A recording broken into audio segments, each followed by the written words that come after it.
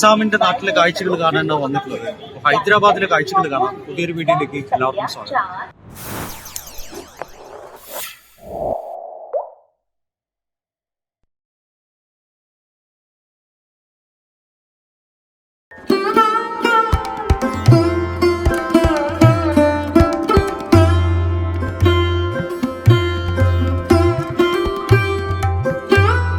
ഞാനിപ്പോൾ ഇവിടെ ഗോൽക്കൊണ്ട ഫോർട്ടിന്റെ ഉള്ളിൽ കയറിയിട്ടുണ്ട്.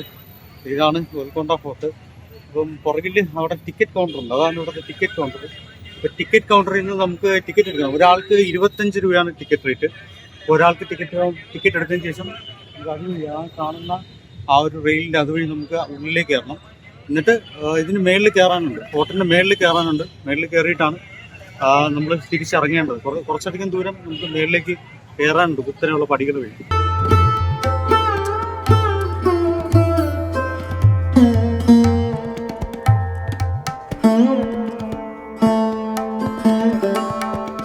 ഞാനിപ്പോൾ ടിക്കറ്റ് എടുത്തിട്ട് ഗോൽക്കൊണ്ട ഫോർട്ടിന്റെ മുകളിലെത്തിയിട്ടുണ്ട്. പുറകിൽ കാണുന്നതാണ് ഗോൽക്കൊണ്ട ഫോർട്ടിലേക്കുള്ള എൻട്രി. ഞാനിപ്പോൾ നിൽക്കുന്ന ഈ ഒരു കോട്ടയുടെ ഏറ്റവും മേളിലാണ്. നമ്മൾ ആ സൈഡിൽ കാണുന്ന പടികൾ വഴി നമുക്ക് കോട്ടയുടെ മേളിലേക്ക് എത്താൻ പറ്റും. മേളിലെത്തി കഴിഞ്ഞാൽ നമുക്ക് താഴെ നമ്മൾ നേരത്തെ നിന്ന ആ ടൗണിൻ്റെ ഒക്കെ നല്ലൊരു വ്യൂ നമുക്ക് കിട്ടും. ഒരു പഴയൊരു ഇസ്ലാമിക് സ്റ്റൈൽ ഓഫ് ആർക്കിടെക്ചറിലാണ് ചെയ്തിട്ടുള്ളത്. നല്ല ഭംഗിയുള്ള ഇതാണ്. നമുക്ക് ഇപ്പം ഇതിൻ്റെ മേളിൽ തിരക്കില്ല. ഇതിൻ്റെ മേളിൽ ഒന്ന് നിൽക്കാൻ പറ്റും. ചൂടായി തുടങ്ങിയിട്ടേ ഉള്ളൂ. തെലങ്കാനയിൽ ഹൈദരാബാദിന്റെ പടിഞ്ഞാറൻ പ്രാന്തപ്രദേശത്ത് സ്ഥിതി ചെയ്യുന്ന ഒരു കോട്ടയാണ് ഗോൽക്കൊണ്ട. 11ാം നൂറ്റാണ്ടിൽ കക്കാതീയ ഭരണാധികാരി പ്രതാപരുദ്രയാണ് ഈ കോട്ട നിർമ്മിച്ചത്. അപ്പോൾ ഞാൻ ഗോൽക്കൊണ്ടയിലെ എൻട്രൻസ് കടന്നിട്ട് ഉള്ളിലേക്ക് വന്നിട്ടുണ്ട്. അപ്പോൾ ഈ പുറകിൽ കാണുന്നതാണ് ഇവിടുത്തെ ഗോൽക്കൊണ്ട ഫോർട്ടിന്റെ നമുക്ക് ഇവിടെ താഴെ എന്നുള്ള വ്യൂ എന്ന് പറയുന്നത്. ഇനിയിപ്പോൾ നമ്മൾ അകത്തേക്ക് കയറി ഓരോ സ്ഥലത്തേക്ക് നമുക്ക് ഇനി പോകാനുണ്ട്. അപ്പോൾ അതാണ് ഇവിടെ ഒരു നല്ല മനോഹരമായിട്ടുള്ള ഒരു ഗാർഡൻ ചെയ്തിട്ടുണ്ട്. എല്ലാ സ്ഥലത്തേക്കും പോകാനായിട്ട് ചെറിയ ചെറിയ വാതിലുകളാണ്. നമ്മൾ അതിനുള്ളിലൂടെയാണ് എല്ലായിടത്തേക്കും പോകേണ്ടത്. അതുപോലെ തന്നെ ഇവിടെ അക്വാസ്റ്റിക്സും കുറച്ച് പ്രധാനപ്പെട്ടാണ്. കാരണം ചില സ്ഥലങ്ങളിലേക്ക് നമ്മൾ കൈയൊക്കെ അടിച്ചു കഴിഞ്ഞാൽ പല രീതിയിൽ എക്കോ ഒക്കെ ആയിട്ട് വരും. അത് ഇവിടുത്തെ ഒരു പ്രത്യേകതയാണ്.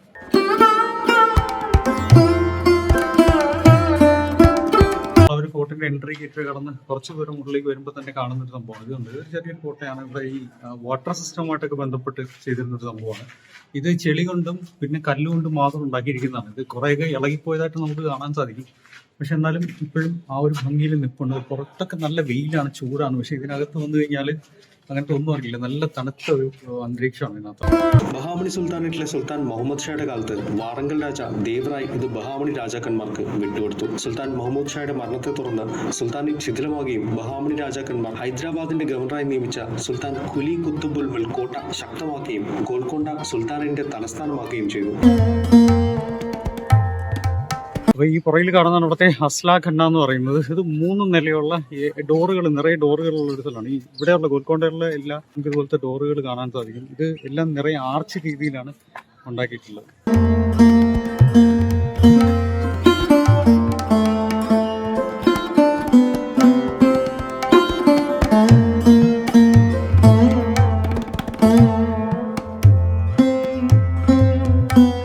ഞാനിപ്പോൾ ഇവിടുത്തെ താരാമതി മോസ്കിനുള്ളിലാണ്.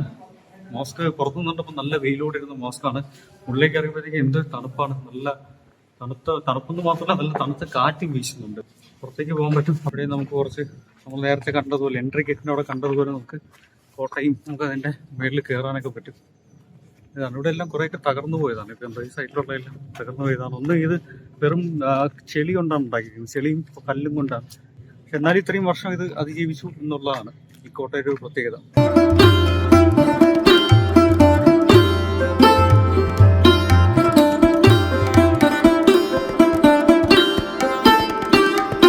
അപ്പോൾ ഇതാണ് താരാമതി മോസ്കിന്റെ ഉള്ളിൽ നിന്നുള്ള കാഴ്ച. പുറകിൽ കാണാൻ പറ്റും. നമ്മൾ നേരത്തെ ആ ഒരു ടിക്കറ്റ് എടുത്ത് കയറി ആ ഒരു സ്ഥലത്തെ ആ ഒരു ഗാർഡൻ, അതൊക്കെ നമുക്ക് ഇവിടെ നിന്ന് കാണാൻ പറ്റും. അതല്ലാതെ ഇപ്പുറത്താണെങ്കിലും കുറേ കോട്ടകളും ഇതൊക്കെ ഉണ്ട് പുറകിൽ. ഇപ്പുറത്തെ സൈഡിലേക്ക് നോക്കിക്കഴിഞ്ഞാൽ അങ്ങ് ദൂരെയായിട്ട് ആ ഒരു വൈറ്റ് ഇതിൽ കാണുന്നത്, അത് കുറച്ച് ദൂരെയുള്ള ആ ഒരു ടൗൺസ് ഒക്കെ നമുക്ക് ഇവിടെ നിന്ന് കാണാൻ പറ്റും. അപ്പോൾ ഇത് ഗോൽക്കൊണ്ട ഫോർട്ടിലെ റോയൽ പാലസ് ആണ്.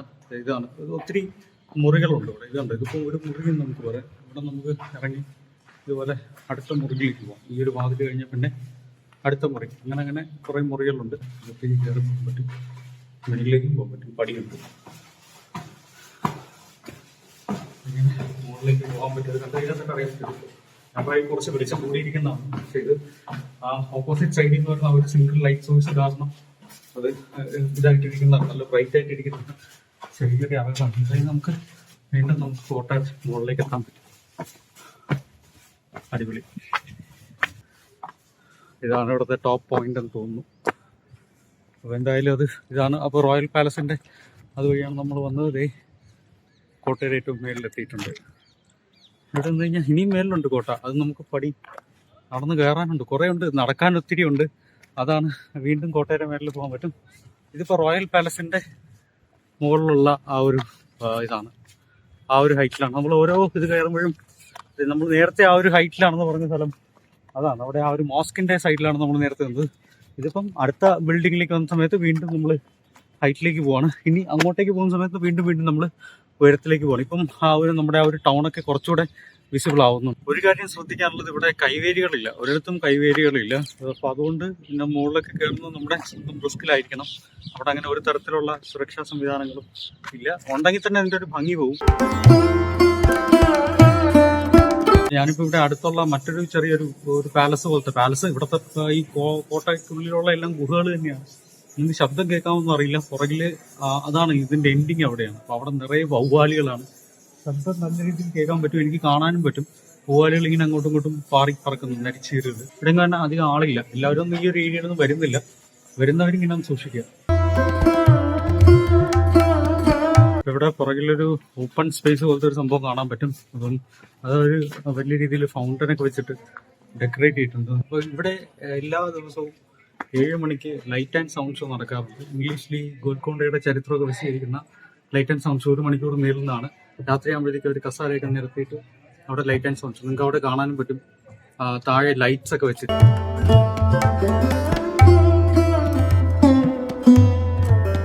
അപ്പോൾ നമ്മൾ ചെറിയൊരു കയറ്റമൊക്കെ കഴിഞ്ഞ് വന്നിട്ടുണ്ട്. അപ്പോൾ ഇനി ഈ പുറയിൽ കാണുന്നതാണ് ഇവിടുത്തെ ആ ടോമിന്റെ മേളിലേക്ക് പോകേണ്ട വഴി.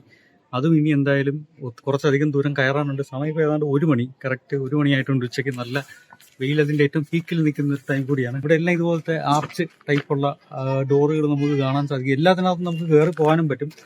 എല്ലാത്തിനകത്ത് കയറി പോയി കഴിഞ്ഞാൽ കാണുന്നത് ഒന്ന് തന്നെയാണ്. നമ്മൾ കോട്ടയുടെ ഉള്ളിലേക്ക് കയറുന്നതിന് മുമ്പ് തന്നെ സൈഡിൽ ഇതുപോലത്തെ പീരങ്കികൾ കാണാൻ സാധിക്കും.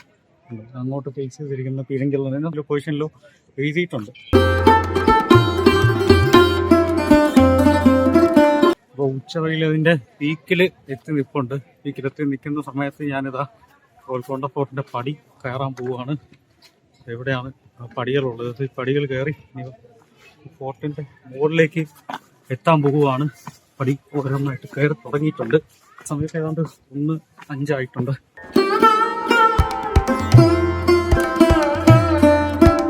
അപ്പോൾ നടന്ന് ഏതാണ്ട് 1/4 ആയതേ ഉള്ളൂ സമയമായിട്ടും.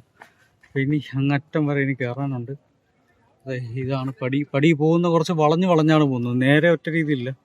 ഇവിടെ നിന്ന് ഇങ്ങനെ വളഞ്ഞ്, പിന്നെ അവിടെ നിന്ന് ഇങ്ങനെ വളഞ്ഞ്, അങ്ങനെ വളഞ്ഞാണ് കയറുന്നത്.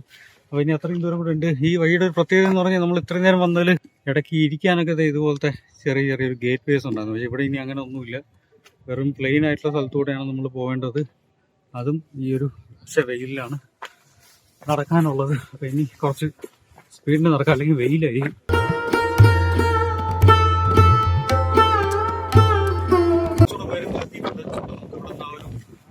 ടൗണിന്റെ നല്ലൊരു അടിപൊളി വ്യൂ കിട്ടുന്നുണ്ട്.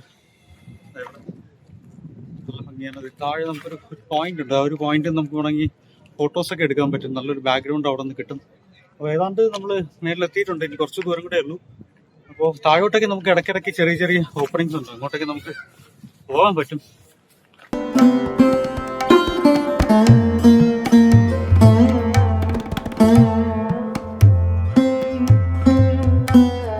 അപ്പോൾ പടിയിൽ കയറി കുറച്ച് ദൂരം വരുന്ന സമയത്ത് നിങ്ങൾക്ക് ഇതുപോലത്തെ വലിയൊരു മഴ ഇവിടെ കാണാൻ സാധിക്കും. അതിൻ്റെ തൊട്ടടുത്തായിട്ട് തന്നെ ഒരു ഹിന്ദു ക്ഷേത്രമുണ്ട്. അതും കുറച്ച് പടികളിലൂടെ കയറി പോയി കഴിഞ്ഞാൽ നമുക്ക് ആ ഒരു ക്ഷേത്രത്തിൽ എത്താൻ പറ്റും. ആ ഒരു ആരാധനയ്ക്ക് വേണ്ടി തീർത്ഥാടനം ഇവിടെ വരുന്ന കുറേ ആളുകളുണ്ട്.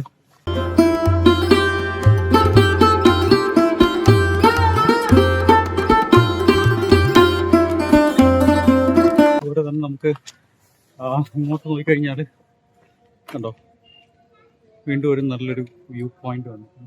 പാറക്കൊക്കെ ഉണ്ട്, പടിയായിട്ടില്ല. ഇവിടെ കയറി കഴിഞ്ഞാലും നല്ലൊരു വ്യൂ കിട്ടും. കുറച്ചുകൂടി ഒരു വൈഡ് ആംഗിൾ വ്യൂ നമുക്ക് കിട്ടും ഇവിടെ നിന്ന്. എല്ലാം വന്നതെല്ലാം കാണാൻ പറ്റും. പുറത്തുനിന്ന് ഇവിടെ എല്ലാം നമുക്ക് കാണാൻ പറ്റും. അപ്പോൾ അതാണ് ഞാൻ നേരത്തെ പറഞ്ഞതുപോലെ ഇവിടെ അങ്ങനെ സേഫ്റ്റി പ്രിക്കോഷൻസ് ഒന്നും എടുക്കാൻ പറ്റില്ല. അതുകൊണ്ട് വേലിയൊന്നും വെച്ചിട്ടില്ല. അപ്പോൾ അതുകൊണ്ട് നമ്മൾ തന്നെ നോക്കണം വരുന്ന വഴിയൊക്കെ കൃത്യം.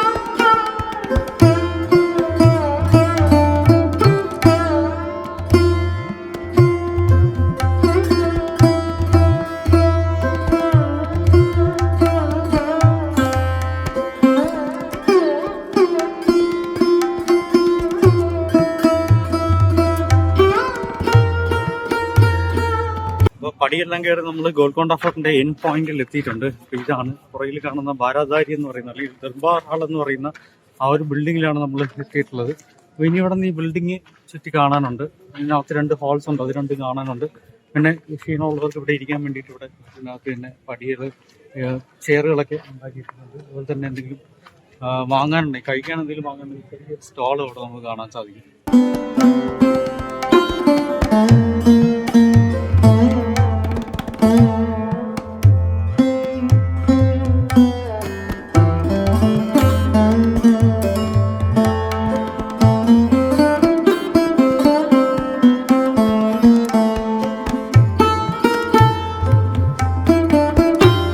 ഞാനിപ്പോൾ ഇവിടുത്തെ ദർബാർ ഹാളിലാണല്ലോ. അപ്പോൾ ഇവിടെ നമുക്ക് പടി കയറിയിട്ട് നമുക്ക് ഇനി ഇതിന്റെ മേലെത്താൻ പറ്റും.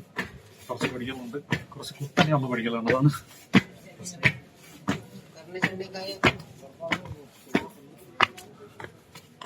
അപ്പോൾ പടിയെല്ലാം കയറി എത്തുന്ന സ്ഥലമാണ്. ഇതാണ് ഇവിടുത്തെ ഈ നമ്മൾ ഇത്രയും നേരം കയറി വന്ന ആ ഒരു ഗോൽക്കൊണ്ട ഫോർട്ടിന്റെ ഏറ്റവും ടോപ്പ് പൊസിഷൻ ഇതാണ്. ഇതിന് മേലെ ഇനി കയറാനില്ല. ഇതിന് മേലെ ഇനി അതിനകത്ത് കയറാനുണ്ടായിരിക്കും. അത് കയറാൻ പറ്റുമെന്ന് അറിയില്ല, നോക്കാം. എന്തായാലും ഇവിടെ നിന്നാണ് ഏറ്റവും നല്ല വ്യൂ കിട്ടുന്നതെന്ന് എനിക്ക് തോന്നുന്നു. അവിടെ ദൂരെയുള്ള ഇതെല്ലാം നമുക്ക് കാണാൻ പറ്റും. നല്ല കാറ്റുണ്ട്, നല്ല തണുത്ത കാറ്റുണ്ട് ഇവിടെ. പക്ഷെ വെയിലും ഉണ്ട് അതുപോലെ തന്നെ. അപ്പോൾ അതാണ് നല്ല ഭംഗിയുള്ള ഒരു സ്ഥലമാണിത്.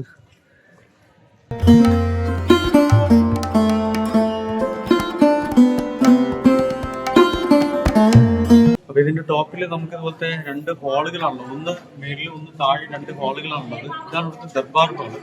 ദർബാർ ഹാളിനകത്ത് ദിവാനി ആമത്തും ദിവാനി ഖാസും എന്ന് പറയുന്ന 2 ഉണ്ട്. ഒന്ന് ഈ രാജാക്കന്മാർക്ക് സാധാരണ ആളുകൾ കാണാൻ വേണ്ടിയിട്ടുള്ളതാണ് ദിവാനി ആം. മറ്റൊന്ന് രാജാക്കന്മാർക്ക് ഇങ്ങനെ സ്പെഷ്യൽ ഗസ്റ്റുകളെ കാണാൻ വേണ്ടിയിട്ടുള്ളതാണ് ദിവാനി ഖാസ്. അങ്ങനെ 2 ഇവിടെ ഉള്ളത്. ഇവിടെ നിന്ന് കഴിഞ്ഞാൽ നമുക്ക് കാണാൻ പറ്റും. അവിടെ ഇതാണ് ഇവിടുത്തെ ഏറ്റവും ടോപ്പ് പോയിന്റ്. അവിടെ താഴേക്കുള്ള വ്യൂ നല്ല അടിപൊളി ഒരു വ്യൂ നമുക്ക് കാണാൻ പറ്റും.